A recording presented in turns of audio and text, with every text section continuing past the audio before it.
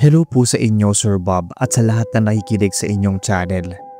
Tawagin niyo na lang akong Rose, taga Pangasinan. Dati ako nagtatrabaho sa isang mall dito at nang matapos ang kontrata ay sinubukan kong mag-apply sa call center na pinasukan naman ang pinsan ko sa Manila. Ang sabi niya, kapag nakapasok daw ako ay maghahanap kami ng mauupahang bahay. At sinuwerte naman ako noon sa nahanap kong trabaho. Tatanggap ako pero magkaiba kami ng schedule ng pinsan kong si Josel. Ganun pa man ay tinuloy namin ang sinasabi niyang maghahanap kami ng paupahang bahay. Pero walang available noon na malapit sa pinapasukan namin. Kaya napilitan kami nung kumuha ng isang kwarto na may 2 higaan. Nakakita kami sa may Malate.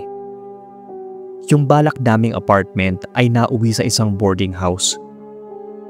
Maayos naman ang bahay. Mukhang bagong paayos ng may-ari. May 2 palapag at mangilan-ngilan ding kwarto. Gawa sa maapal na plywood o hardiflex yung dingding na yon. Kaya kahit papaano, hindi naman ganun kaingay tulad ng inaasahan ko sa isang boarding na maraming boarders. Ang ilan daw na mga naka-board doon ay mga estudyante na umaalis tuwing weekends o walang pasok. Ang ilan naman ay mga nagtatrabaho din tulad namin ni Josel. Si Josel ay naka-duty ng panggabi, samantalang pang umaga naman ako. Ibig sabihin, hindi talaga kami nagkakasabay sa pagtulog o kahit sa pagkain kapag may pasok. Nagbabanding lang kami noon kapag nagkasabay ang day off namin. Kaya naman mag-isa lang ako natutulog noon sa gabi at si Josel naman ay mag-isa sa umaga. Bandang alas 5 o alas 6 na siya ng umaga nakakauwi, which is ako naman ay paalis. Pasalamat na rin si Josel noon dahil nakakapagpahinga siya ng maayos. Siya lang kasi naiiwan sa boarding house kapag araw. Lahat kami ay may pasok. Bakante yung kwarto namin sa kaliwa at sa kanan naman ay may hagdanan. May kwarto din na halos katapat namin at walang tao doon kapag araw. Unang nakaranas ng kababalaghan noon ay si Josel. Nagpapahinga raw siya ng tanghali matapos niyang mananghalian. Nakaidlip daw siya pero nagising sa ingay na nanggagaling sa kabilang kwarto. May kumakalabog daw doon. Sa unang palapag ay andoon ang kwarto ng landlady at 2 nitong anak na nagsisipag-aral pa. Andoon din ang sala, kainan at kusina. May isang banyo sa baba at meron din sa taas. Puro babae lang din yung tinatanggap sa boarding house kaya safe sana kami nun. Ang kwento ni Josel ay may kumakalabog daw bigla sa kabilang kwarto which is yung bakante. Hinayaan lang daw muna niya dahil baka kung ano lang daw yon na nahulog. Pero maya-maya ay nakarinig na naman daw siya ng parang kumukutkot sa dingding. Para daw yung kinakalmot ng matulis na bagay at medyo nakaangilo painggan. Dahil sobrang antok daw siya noon ay pinasya niyang sitahin ang may gawa nun. Mabilis daw siyang bumangon at naglakad papunta sa kabilang kwarto. Nakalak daw yon, pati na yung ibang kwarto. Imposible naman daw na nakasarado yon, gayong may naririnig siyang ingay mula sa loob. Lumapit daw siya sa pinto at kumatok. Hindi naman kasi nakakandado sa labas, di tulad ng sa ibang kwarto kapag umaalis ang may-ari. Baka nilak lang daw talaga sa loob na kung sino mang bagong nangungupahan doon. Pero ilang beses na daw siyang kumakatok ay hindi siya pinagbubuksan. Kaya pinasya niyang sabihin yon sa landlady namin. Bumaba daw siya at nakita niyang nanonood ito ng TV. Tinanong daw muna niya kung may gumagamit na ng bakanteng kwarto. Kumunot daw ang noo ng landlady at sinabing wala. Hindi daw niya pwedeng ipagamit yon dahil may ilan pang aayusin sa kwarto na yon. Kaya tinanong daw ni Josel kung saan nanggagaling yung mga kalabog at ingay na parang may kumakaluskos. Saglit daw itong natigilan. Pero ang sabi daw nito ay wala naman daw itong narinig na kalabog. Baka yung mga kaluskos daw na gawa ng mga daga doon sa bakanting kwarto. At dahil pagod daw noon si Josel ay hindi na siya nagtanong pa sa landlady. Bumalik na siya ng kwarto namin para matulog. Bandang alas 5 daw ay napamulat siya. Medyo madilim na daw noon ang loob ng kwarto dahil hindi naman siya nagpapailaw kapag natutulog. Nakita raw niya akong naglapag ng bag sa higaan ko at lumabas. Sinabihan pa nga niya ako bumili ng hapunan. Sa isip niya noon ay himalang maaga ako at magkakasabay kaming kumain ng hapunan. Tuloy-tuloy lang daw akong lumabas. Pinagpalagay na lang daw niya na narinig ko ang sinabi niya. Pero nakaligo na daw siya at nakapag-ayos ay hindi pa rin daw ako bumabalik. Pagtingin daw niya sa higaan ko ay wala na doon yung bag ko. Napatanong tuloy daw siya kung umalis ba ako ulit. Medyo nainis pa nga siya noon dahil baka malate siya sa pasok. Kaya nagmamadali daw siyang lumabas para bumili ng pagkain. May mga karinderya naman sa labasan malapit sa boarding house namin. Kaya imposibleng matatagalan daw ako sa pagbili. Nagkagulatan pa nga kami nang magkasalubong sa labas ng boarding house. Ang tanong niya kung nakabili na ba ako ng pagkain. Yun ang bumungad sa akin na medyo naiinis pa nga. Ako naman nagtaka. Sinabi ko na kumain ako sa convenience store na malapit sa building at kakauwi ko lang. Ano daw bang sinasabi ko na kakauwi ko lang? Kanina pa raw ako umuwi. Kita nga raw niya na nilapag ko yung bag ko sa may kama. Gulong-gulo pa nga siya noon at ako naman ay kinilabutan. Sinabi ko sa kanyang huwag mag-joke ng ganon at mag-isa lang ako matutulog ng gabi sa kwarto namin. Sinabi niyang saka na lang kami mag-usap pagbalik niya. Bumili muna siya ng pagkain noon at doon kami sa kwarto nagkwentuhan. Muli niyang sinabi na nakita daw niya talaga ako at nagbilin pa nga na bumili ako ng hapunan namin. Kaya sinabi ko rin sa kanya na hindi ako ang nakita niya dahil kakauwi ko lang. Para kako maniwala siya ay tanungin niya yung isang kasabahan niya na nakasabayan ko sa convenience store. Alam nga naman ka kung uuwi ako tapos babalik ulit ng convenience store para lang kumain. Sinabi na lang niya na baka naalimpungatan lang siya o kaya ay nananaginip. Medyo nawala na rin yung namumuong kilabot sa akin. Sa ilang araw naman na mag-isa lang akong natutulog doon ay wala naman akong nararamdamang kakaiba. Wala din nung gabing yon. Pero nung weekend, nang magsipag-uwian yung mga estudyante at yung ilang nagtatrabaho na walang pasok ng weekends, doon ko naranasan yung kababalaghan. May duty noon si Josel at alam kong mag-isa lang ako noon sa pangalawang palapag. Malakas naman ang loob ko dahil may tao sa baba. Pero nang magpaalam yung landlady ko na aalis sila ng mga anak niya at may pupuntahan lang, ay doon na ako kinabahan. Ibig sabihin, may iwan akong mag-isa sa buong boarding house na yon. May mga kapitbahay nga, pero nakakahiya na lang mang-istorbo kung sakali. Siguro lagpas 10:00 na ay gising pa rin ako. Nilibang ko na lang ang sarili ko sa panonood ng TV sa baba. Pinayagan naman kami noon na manood ng landlady namin. Ang akala ko ay darating na sila ng ganong oras. Pero wala pa rin. Kaya pinasya ko na lang matulog. Sa isip ko ay bahala na. Huminga muna ako ng malalim bago umakyat ng hagdan. Nasa kalagitnaan ako ng pag-akyat nang marinig ko ang pagkalabog sa taas. Imposible ka kung may pumasok na pusa o anumang hayop na galing sa labas dahil sarado ang mga pinto at bintana. Wala ding tao, kaya kinilabutan ako kung ano yung kumalabog na yon. Habang papalapit ako sa kwarto namin, may naririnig ako na parang kumakaluskos. Katulad yon ng sa kinwento ni Josel. Parang may kumakalmot sa dingding namin. Nakasarado ang pinto ng bakanting kwarto. Pero lumapit ako doon para sumilip sa maliit na siwang. Nang di ako nakontento dahil wala akong maaninag ay sa siwang sa ibaba ng pinto ako sumilip. Ganun na lang ang takot ko nang pagdapa at pagsilip ko ay may nakadapa at nakasilip na rin nun sa akin mula sa loob ng kwarto na yon. Kitang-kita ko yung mapapulang pares na mga mata nito. Hindi siya ganun kapula. Parang apoy yun ng kandila na hugis mata talaga.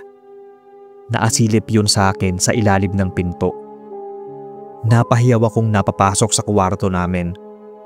Doon ko na narinig yung walang tigil na kalabugan at pagkalmot sa dingding. Parang nagmamadali yun.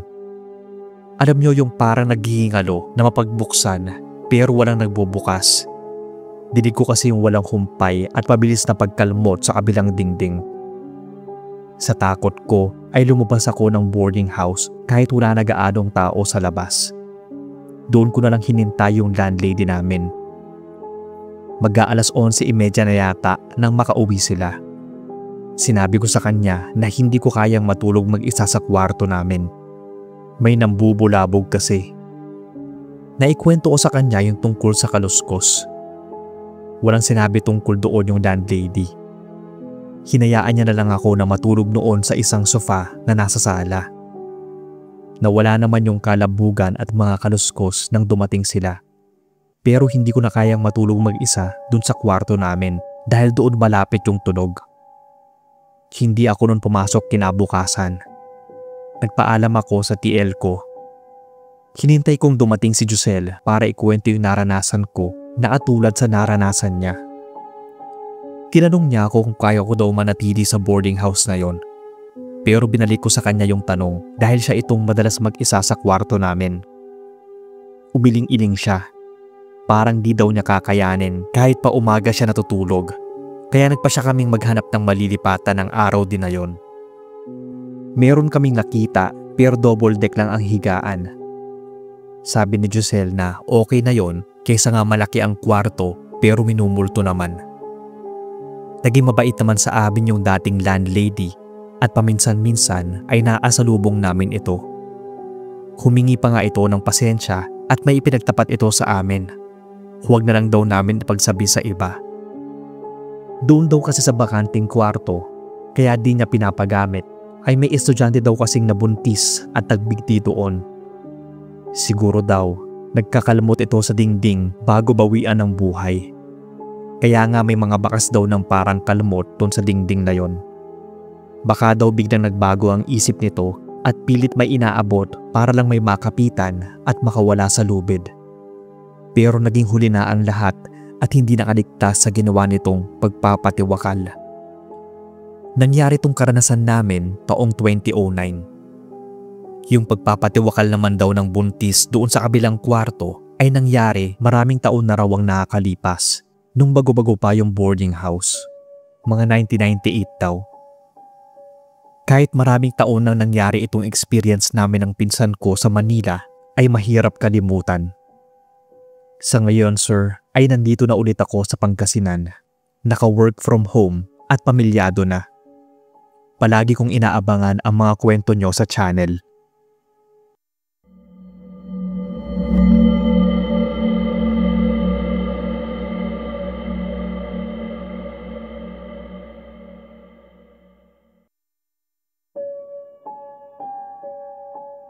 Magandang araw sa inyo, Boss Bob, at sa lahat ng mga listeners nyo. Tawagin na lang akong Roy, taga Cavite. Itong kwentong ipinadala ko sa inyo, boss, ay karanasan namin ng kapatid kong tawagin nating Sixto. Nagtatrabaho na ako noong mga panahon na yon. Taong 2018 yon na mangyari at pumasok ako sa isang private company. Samantalang pinapaaral ko naman ng high school yung kapatid kong si Sixto. Nasa 3rd year siya nun. Nagkasakit ang tatay namin at si nanay ang nag-aalaga sa kanya. Naiwan naman ng kapatid naming babae na nagsisimula na ring mag-high school at isa pang kapatid na lalaki sa elementary. Para di na maabigat pa kay nanay, ay kinuha ko si Sixto at nagpapadala rin ako noon ng pera paminsan-minsan sa kanila. May maliit na tindahan si nanay at doon din niya kinukuha ang pang-araw-araw nilang gastusin. Kapag wala akong pasok sa trabaho, ay sumasaylayin ako sa talyer ng kaibigan ko. Minsan naman ay sumasama din sa akin si Sixto at tumutulong. Libre ang naging tirahan namin noon. Sagot ng pinapasukan kong kumpanya yung upa ng tirahan naming unit. Nasa 3rd floor kami. Hanggang 5 floors naman yung semi-condo na building. Maayos naman yung unit. Halos kompleto na rin yung gamit at 2 din ang kwarto. Ang nakakainis lang noon ay palaging sira ang elevator, kaya napipilitan kaming maghagdan palagi. Buti na lang talaga at nasa 3rd floor lang kami. Hindi ganoon kapagod umakyat. May isang beses nga no na nagkaroon ng problema sa electrical. Nagkaroon yata ng short circuit na naapektuhan ang buong supply ng kuryente ng building namin. Pinagpasalamat ko na lang na hindi yun nagsanhi ng sunog. Nagkasabay pa kami ng kapatid ko noon na maghagdan. Wala naman kaming nakakasabayan doon dahil medyo alanganing oras na. Nang malamang mag-overtime ako, ay tumambay naman itong kapatid ko sa bahay ng kaibigan niya na malapit lang din sa inuuwian namin. Habang papaakyat kami noon, ay nakarinig kami ng mga yabag nang nagmamadaling bumaba. Napahinto ako na nauuna ng umakyat. Huminto din yung kapatid ko at katulad ko ay tumingala din siya. Baka daw nagkaagulo na roon at baka bigla kaming dagsain. Yun nga rin yung inaalala ko. Pero bigla ring nawala ang mga yabag. Kaya sabi namin, baka naman kasi paakyat yun o di kaya ay pumasok na sa second floor. Ito kasing hagdan na dinaanan namin ay nasa exit. Kaya bago kami maapunta sa unit ay may pinto pa kaming papasukin papasok ng palapag. Nagpatuloy kami sa pag-akyat. Nung nasa third floor na kami ay bigla kaming nakarinig ng nagmamadaling yabag. Tumingala pa ako noon dahil baka nagmamadaling bumaba na naman. Pero walang tao sa taas. Kaya napatingin ako sa baba. Wala rin ako nakitang umaakyat o bumababa. Tanging emergency light lang noon ang nagsilbing ilaw namin. Nang maapasok na kami, ay sumalubong sa amin yung tamang kadiliman. Kaya nagbukas na ako ng flashlight ng phone ko. Wala kasing ilaw sa hallway. Kaya tinuntun namin yung unit sa kakarampot na ilaw namin. Papasok na kami ng kapatid ko nang may marinig akong pag-iyak ng bata. Hinanap ko yun dahil baka kung mapaano yun lalo at madilim. Wala yun sa floor namin at parang nanggagaling yung iyak sa may hagdan. Kaya naman nagmadali akong pumanhik noon para tingnan sa taas kung andoon ito. Kahit hinihingal ako noon, pinilit kong hanapin yung 4th at 5th floor. Mahina na akong napamura. Wala kasi doon yung umiiyak at tiningnan ko na rin yung hallway kahit parang hindi naman doon galing yung iyak. Bumaba na nga ako ng 2nd floor at ground floor. Wala naman. Napakamot na lang ako noon. E di akyat na naman ako ng 3rd floor. Naglalakad ako sa hallway noon papunta sa unit naming nasa may bandang gitna nang marinig ko na naman yung pag-iyak ng bata. Napalingon ako noon. Sa isip ko ay kung bakit nila pinapabayaan ng bata sa building na yon gayong walang ilaw. Pagpasok ko sa unit namin ay nakahiga na toong kapatid ko. Saan daw ako nagpunta? Sinabi ko sa kanyang hinanap ko yung umiiyak na bata. Gusto ko din naman baliwalain yon dahil sa pagod. Kaso naawa kasi ako. Doon ako nagulat at kinilabutan sa sinabi ng kapatid ko. Wala naman daw siyang narinig na may umiiyak na bata. Sana ay tumulong din siya sa paghahanap. Sinabi ko sa kanya na meron at 2 beses pa nga. Sa sobrang tahimik ng kinaroroonan namin, imposibleng hindi niya narinig yon. Pero wala daw talaga. Baka daw antok lang ako. Isang araw nun, ginabi ako ng uwi. At inakala kong tulog na yung kapatid ko. Maayos naman yung elevator nung paakyat ako. Ninapag ko lang yung dala kong gamit. Nagbihis at kumatok sa kwarto ng kapatid ko. Sinabi ko sa kanya na lalabas lang ako saglit para bumili ng pagkain. Bibili rin ako ng snacks namin. Narinig ko namang sumagot yung kapatid ko ng, "Sige kuya." Nang bababa na ako ay nalintikan na naman yung elevator. Nasira na naman yon dahil nga luma na at walang maintenance. Pinapatawagan lang na mag-aayos pero ilang araw ay may sira na naman. Walang choice kundi maghagdan. Nagulat ako dahil nang pababa na ako ng 2nd floor, nakita kong paakyat naman si Sixto. Sinalubong ako nito na diretso lang yung tingin sa hagdan. Hindi ako binati o nilingon. Ako naman agad kinilabutan. Tinanong ko siya noon na, "Oh, kakauwi mo lang?" Saglit lang siyang tumingin sa akin at tumuloy na sa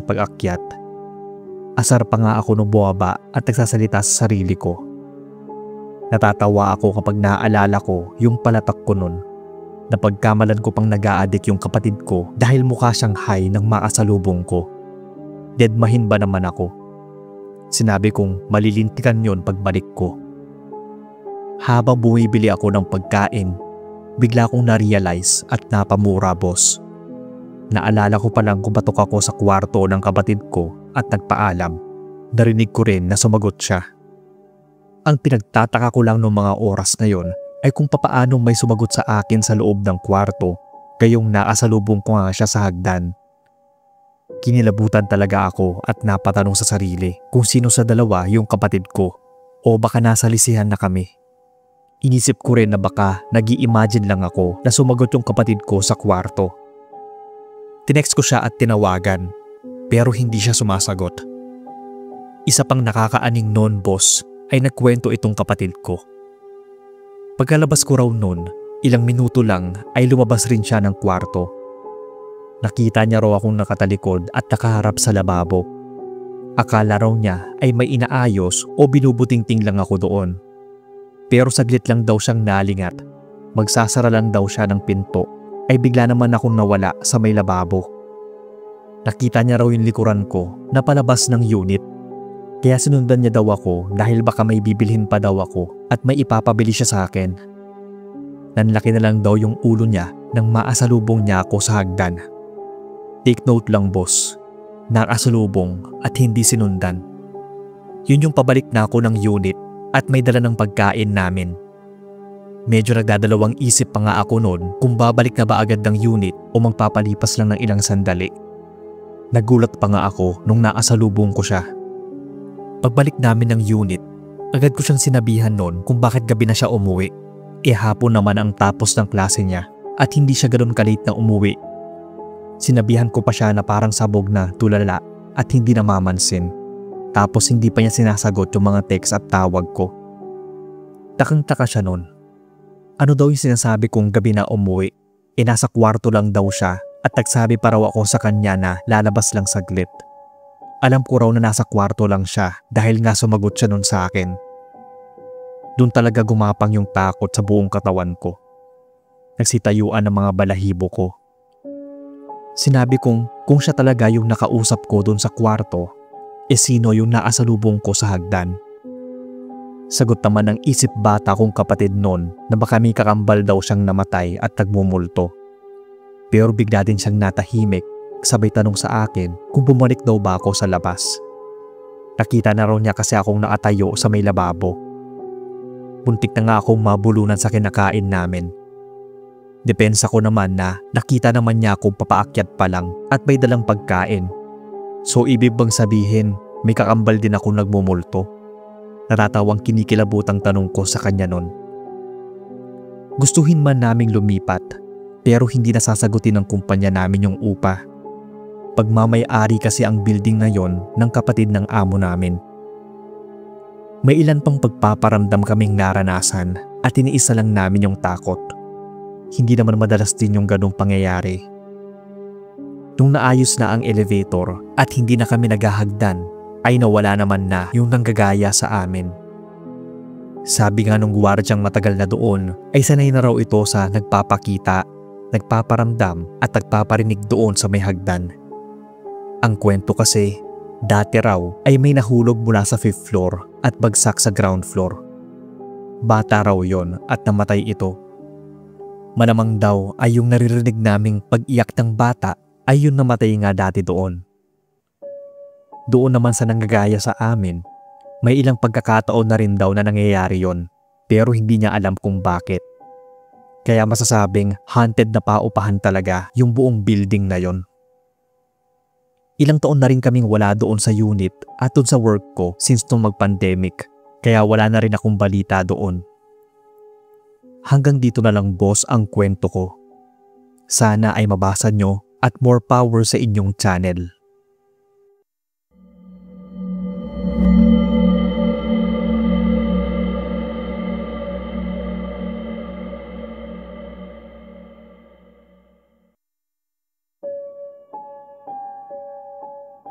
Good evening sa inyo, Sir Bob, at sa lahat ng listeners ng channel nyo. You can call me Jassy from Cebu. Nag-work ako dito ngayon sa Makati as a call center agent. Meron akong karanasan dati sa inuupahang bahay dito sa Taguig. Nagtatrabaho pa ako noon sa market. Isang sakay lang ng jeep ang biyahe ko noon papuntang trabaho. Sa inuupahan kong apartment, may kasama akong 2 babae at isang gay. Kakilala ko yung isa na pangalanan nating Sheila. Siya'y nag-alok sa akin noon na mangupahan dahil naghahanap pa raw siya ng isang kasama. Medyo mahal din kasi yung upa at malaki naman yung bahay. May 2 yung malaking kwarto.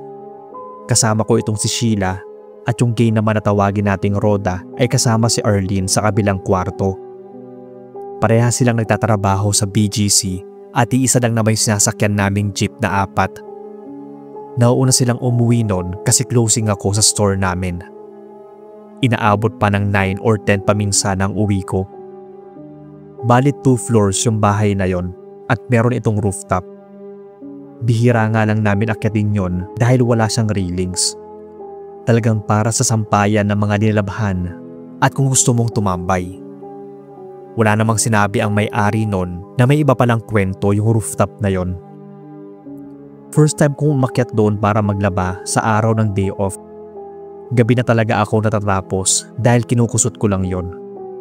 Halos 1 linggo ko ring labahin yon at dagdagan pa ang mga bedsheets at punda ng unan. 8:00 ng isampay ko yon. Nang mga bandang 11:00, bigla namang umulan. So nagmadali akong kunin yung mga sinampay para isilong. Nang paglabas ko sa rooftop, may naabutan akong isang babaeng nakatayo sa may bungad ng rooftop na yon. Isang maling galaw lang nito ay talagang mahuhulog siya. Tinawag ko yon sa pag-aakalang isa kina Sheila at Arlene yung babae. Pero hindi ako nito pinansin. Hindi yun lumingon o sumagot man lang. Naatayo lang siya ng diretsyo. Sa isip ko kung ano bang pinaggagawa ng babaeng yon samantalang ang lakas ng ulan. Kalahati lang ng rooftop ang may silong at walang silong yung kinatatayuan niya. Nang maisilong ko na yung mga sinampay, ay lalapitan ko sana ito para hilahin. Pero sa pagkagulat ko ay bigla na lang siyang tumalon. Parang ilang segundo rin akong halos hindi maagalaw sa kinatatayuan ko. Hindi ako makapaniwala nun na may tumalon mula sa rooftop. Nashock ako nun na halos naiiyak na nga habang nasa ilalim ng malakas na ulan. Hanggang sa nagkaroon ako ng lakas para maglakad sa gilid ng rooftop kung saan siya nakatayo kanina. Chinek ko yung baba pero walang ibang tao. Walang bakas ng may nahulog. Nagtaka at nanlambot ako nun. Marahan akong bumaba ng hagdan. Parang bibigay nga yung tuhod ko dahil sa nasaksihan. Nang makita ako ni Rhoda, dinaluhan niya ako. Sinabi ko sa kanya na may tumalon mula sa rooftop. Baka ako si Sheila o si Arlene yon. Pero pagtingin ko sa baba ay wala naman. Ganun na lang ang pagkagulat ko nang makita akong papalapit din sa amin sina Sheila at Arlene. Gulong-gulo ako nun. Sigurado kasi akong may nakita akong babaeng tumalon. Pero bakit wala? Nag-hysterical na nga ako nun habang nagkukwento. Pinipilit ko na may nakita talaga ako. Naisip ko rin na baka may naasalising umakyat doon para lang tumalon. Chinek nila yung kalsada pero wala talaga.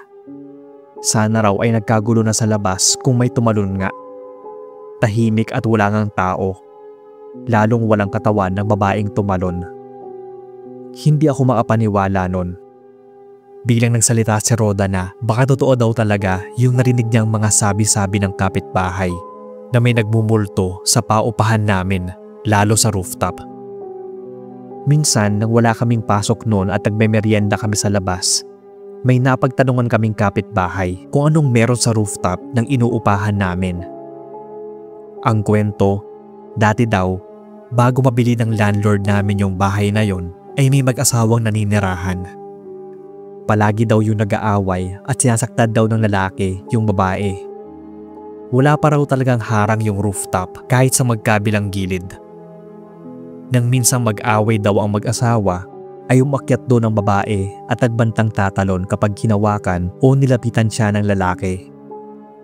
Sa takot daw ng lalaki, anyong hihilahin daw sana niya yung babae. Yung babae naman ay natakot sa asawa nito at napaatras. Nawalan siya ng balanse, kaya nahulog daw ito. Saksi daw yung kapitbahay namin na yon sa laging sigawan at pag-aaway ng mag-asawa. May nakapagsabi naman daw iba na tinulak daw talaga ito ng asawa niya. At may kwento rin na kusa itong tumalon dahil sa takot. Binenta ang bahay na yon. At nang tumira yung bagong may-ari, may mga pagpaparamdam na raw yung babae, kaya siguro ginawa na lang paupahan. Minsan daw kasi ay may naririnig silang iyak o sigaw. Pinabless naman daw yung bahay at nawala yun. Di lang nila alam kung bakit pinana namang nagparamdam sa akin. Hindi ko alam kung konektado ba o ramdam ko rin siguro yung nararamdaman ng babaeng yun base sa kwento nila. Dati kasi, nung nasa Cebu pa ako at bago mapadpad ng Taguig, naging battered woman ako ng dati kong ka-live-in. Sumagi rin sa isip ko ang magpakamatay. Kaso, mas pinili ko na lang na umalis at tuluyan na siyang iwan kahit mahirap sa akin nung time na yon. Pinagsindi namin siya ng kandila sa rooftop. Lagi ko rin siyang sinasama sa dasal ko. May ilang instance pa nun na makakarinig ako ng biglang pagsigaw ng babae na alam kong galing sa loob ng paupahan namin. Pero hindi kami ang may gawa nun. Minsan naman ay biglang may tunog ng paghampas ng pader. Pero yun naman na yung una at huling beses kong nakita yung babae. Ito lang po Sir Bob ang kwento. Salamat po sa time na mabasa itong story ko.